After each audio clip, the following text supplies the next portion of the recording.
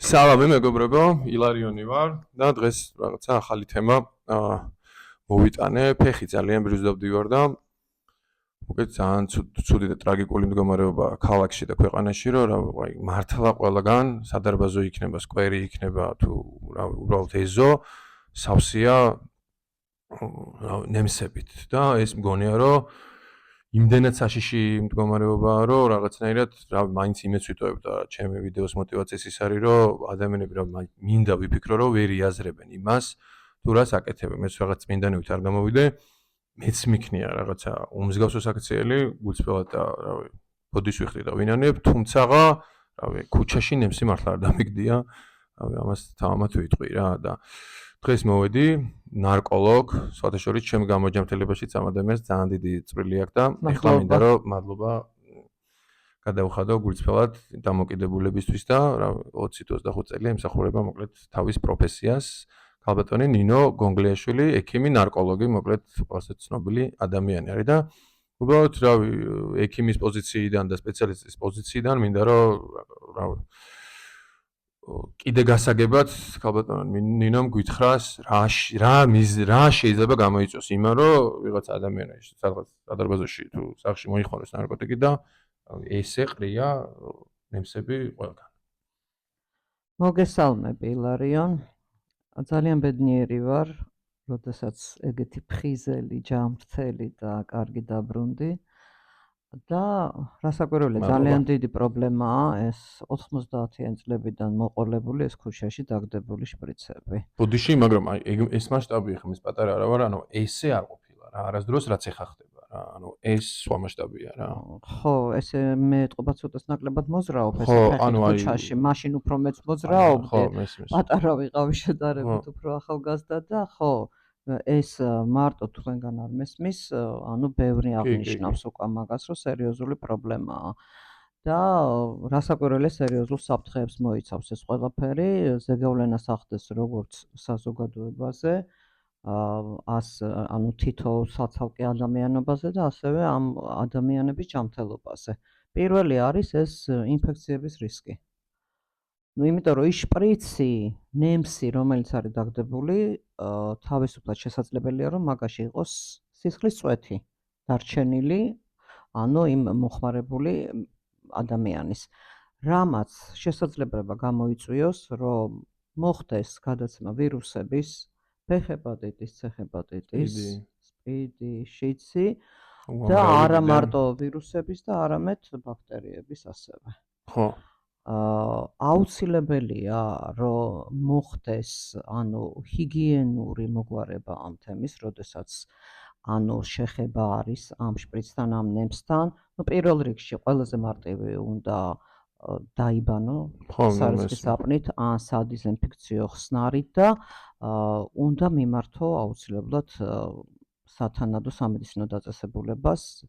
პირველ რიგში ექიმ ინფექციონისტს, იმიტომ რომ ამ წუთში შეიძლება ტესტირება რო გაკეთდეს, არაფერი არ გამოვლინდეს, იმიტომ რომ ჩვენ ვიცით რომ აქვს ფანჯრის პერიოდი, თუნდაც სპიდს და 3 თვის მერეც, მაგრამ პრევენციულ ღონისძიებებს აუცილებლად ჩაატარებს ეს ექიმი. მოკლედ ესეთი რაღაც რო ვთქვათ, ერთი დაგდებული ნემსი პოტენციურად არის ერთი გასროლილი ტყვია. მოდი ესე შეგვიძლია თამამად შევაფასოთ ეს და რავი მეგობრებო, ამ ვიდეოს мотиваციაც არის ის, რომ რავი მინდა რომ ვიღაც ადამიანები დაფიქრდნენ, ხა არ მაქვს იმის ამბიცია რომ ვიღაცები ნარკოტიკების მოხმარებას შეწყვიტავენ ამ ვიდეოთ, თუმცა რაღაცა წესები აქვს, მოკლედ რაღაცებს რა ცხოვრებაში და მინდა რომ რავი დაფიქრდეთ იმაზე, რომ ეს ტყვია არის როლოდ ქუჩაში და განსაკუთრებით იმ ადგილებში, რავი, საზოგადოება, სადაც მოძრაობს და ცხოვრობს და რავი, ძაღლს ეინებს და შვილს და რავი, სადარბაზოში რაღაცა ღილაკს აჭერს და კი გეთანხმება. რავი. ასევე აღნიშნავ ფიზიკურ ტრავმებს. იმიტომ რომ შეიძლება ბავშვი იყოს და აბსოლუტურად არაადეკვატურად გამოიყენოს სათამაშო თემებში ის და ანუ ჭრილობა იყოს და უკვე სხვაგვარად მოხდეს აბსცესი ან სხვა ინფექციები არა მაინდა-მაინც ეს ვირუსული. კიდე ერთი რაღაც მინდა რომ ვთქვა, რომ ძალიან ცუდი კიდე არის, რომ ანუ ადამიანი რომელიც გამოფხიზლებაშია და შეიძლება ემოციურად ვერ არის მყარად, ყველაფერზე თავი დავანებოთ და რაღაც ანუ მე მინდა რომ ყველა მხრიდან შევხედოთ, ანუ რაღაცნაირად ტრიგერია რა, ანუ ქუჩაში რომ სადღაც მიდიხარ და რაღაცა ნემსებს უყურებ და იმ რაღაცა ატრიბუტიკას, რომელმაც დაგაზიანა და წყურვილი გაქვს და ნუ არა ხარ ჯერ რა, მყარად ნიადაგზე ვერ დგეხარ, ანუ მგონია რომ ეს არის ძალიან ისეთი რაღაცა ფსიქოლოგიური წნეხია ძალიან დიდი და მოკეთ ადამიანებად დაფიქრდით ამ ყველაფერზე. მენტალურ ჯანმრთელობაზე მოქმედებს ის რომ ერთია რომ გარემოს დაბინძურება არის. ხო, ნუ და მეორეა ის ამასაც რო ხედავ ყველაფერს ეს უკვე ფსიქოლოგიურად და მით უმეტეს ჯანმრთელზეც ხო მოქმედებს და მით უმეტეს მომხმარებელზე რომელიც უკვე გამოფხიზლებაშია, რასაკვირველია გეთანხმები რომ აპროვოცირებელი ფაქტორია. მოკლედ, რავი, უნდა გავიაზროთ, რომ ერთი გადაგდებული ნემსი შეიძლება აღმოჩნდეს ერთი დაკარგული სიცოცხლე და ვიღაცის გაუბედურებული ოჯახი და მინდა რომ ყველაფერს დავფიქრდეთ.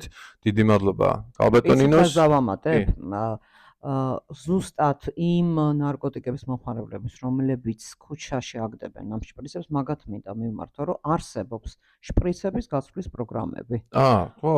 სადაც, ხო, შესაძლებელია მივიდნენ და ჩააბარონ თავისი შპრიცები. კეთილის საქმე შეუძლია გამოისყიდონ რაღაცნაირად. ხო, არსებობს ყუთები, სპეციალური ყუთები, სადაც შესაძლებელია. ხო, მოკეთ რა ყველაფერს თავის ესთეტიკა და რაღაცა წესები აქვს და ხო, მესმის. მოსავალი არსებობს. მეც პირველად რომ ნახე, ესპანეთში ვნახე პირველად გულწრფელად, მაშინ აი ძალიან ისეთ მოხმარებაში ვიყავი და რაღაცნაირად შოკირებული ვიყავი აი ეს კულტურა რომ ნახე რა, იუნისეფის პროექტი იყო მგონი თუ რაღაც აღარ მახსოვს, რომ აი ეს როგორ მუშაობდნენ ადამიანები იმაზე, რომ ამ ადამიანების მენტალობა დამოკიდებულება შეეცვალათ. ხალხო სიფხიზლეს აუცილებლად ბავშვებს მიაწოდონ მოზარდებს ინფორმაცია, რომ ქუჩაში დაგდებული ნემსები არა იყონ, და როგორ უნდა მოიქცეთ, როგორ უნდა მოიქცეთ ინფორმირება აუცილებელია. დიდი მადლობა კალბეტონინოს, ჯანმრთელობას გისურვებთ, სიფხიზლეს გისურვებთ და დიდი მადლობა იმისათვის, რომ აძლევთ мотиваციას, რომ ეს ვიდეოები არ შევწყვიტო და გაგიზიაროთ ჩემი გამოფხიზლების